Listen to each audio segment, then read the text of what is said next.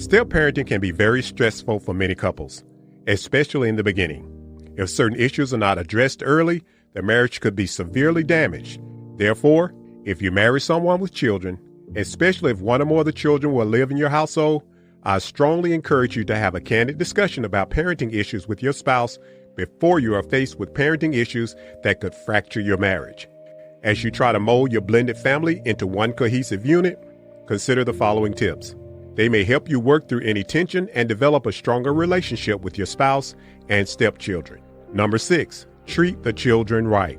Stop focusing on the fact that you are not the natural parent of the children. One of the best ways to begin this process is to work at not calling them stepchildren. If you begin to treat them with love and respect while supporting them, encouraging them, and mentoring them when they need guidance, the bond you develop with your stepchildren can last a lifetime, as if you were their natural parent.